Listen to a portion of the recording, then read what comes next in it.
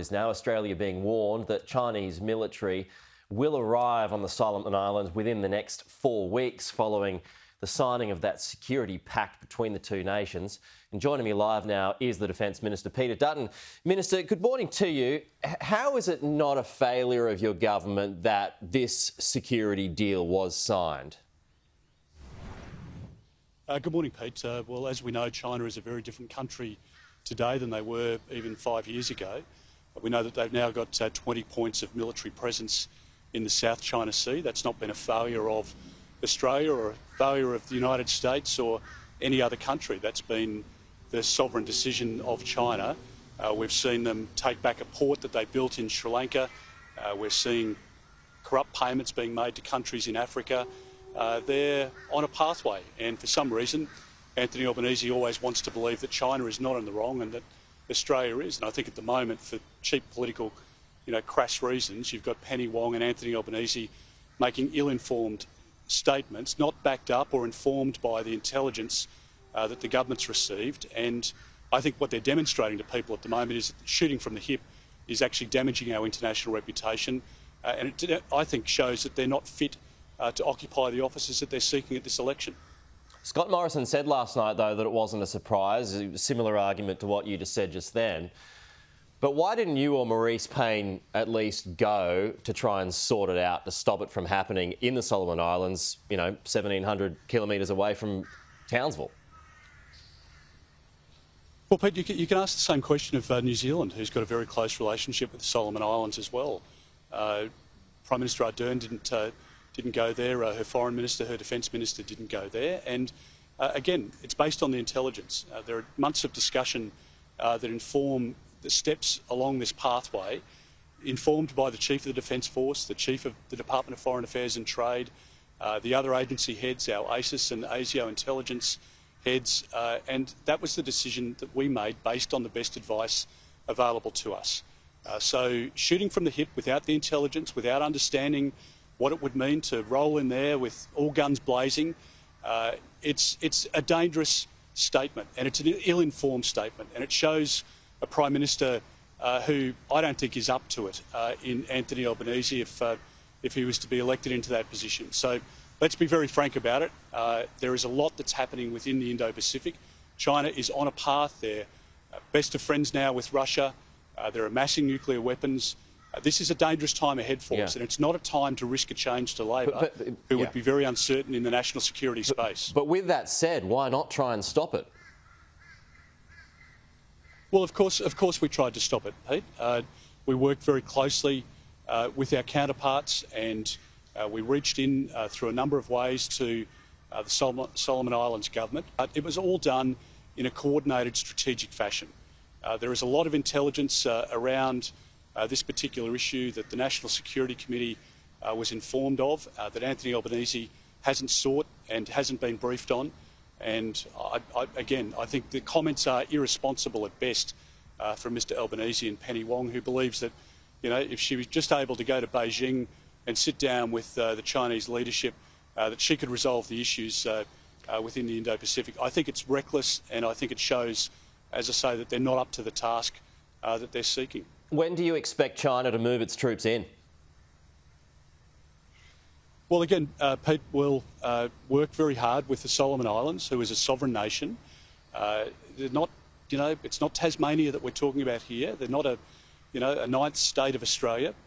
They're an independent sovereign state. So we will work with the Solomon Islands, as we do with other Pacific Island nations, to make sure that we keep peace and stability in our region. We don't want a militarised port, and the Solomon Islands has given a commitment that that won't happen. Do you believe it, though? They'll be held. Well, they should be held to that, and the Chinese government should be disclosing the detail of the arrangement. They should talk about all of that which went into. Well, they're a sovereign nation as well, Pete. So we can request it of them, but nobody's, proposing steps. I don't know what step you would propose beyond that would be available to us. Okay. But they've made a decision, and China has entered into many of these agreements. As I say, in the case of some of the African countries, you can point to circumstances where corrupt payments have been made. Australia doesn't operate by those rules. We never have, and we never will. We'll work very closely with the Solomon Islands, with Tonga, with many other partners in the region to make sure that we keep peace and stability. The problem here is not Australia. The problem is China under President Xi. Let's be very honest about it. It's not about climate change. I know Brendan O'Connor, my opposite number, is out there saying the biggest defence issue that our country faces is climate change. It's a complete nonsense. China is on a very different path, and I'm not going to sugarcoat what the future years and couple of decades look like in our region. We have to be very serious about where China is headed. The relationship with Russia, I think, is disturbing to say the least, and it's not a problem of Australia's making. It's not a problem of Japan's making. Japan hasn't changed.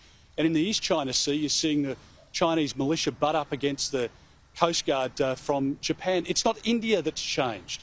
India has lost troops at the hands of Chinese troops on their land border within the last few years. It's not New Zealand that's changed.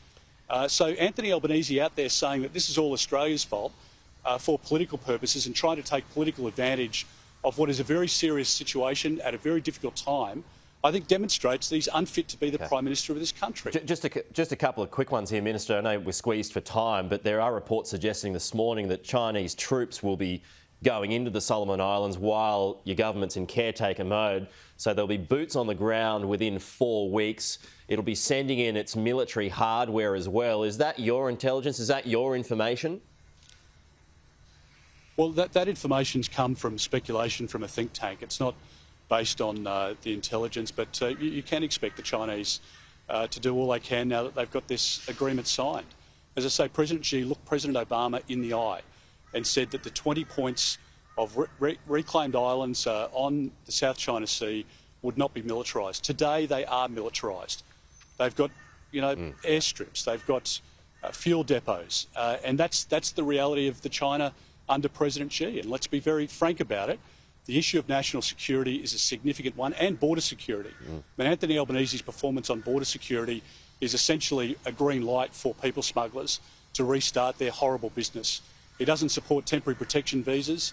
He doesn't have his heart in the national security debate, and he would be a disaster to throw open our borders here in Australia yet again, but that's what he's proposing to do. So just a final one here. If you win government again, how are you going to shift around your defence assets now in Australia with the potential for a military base to be set up on the Solomon Islands?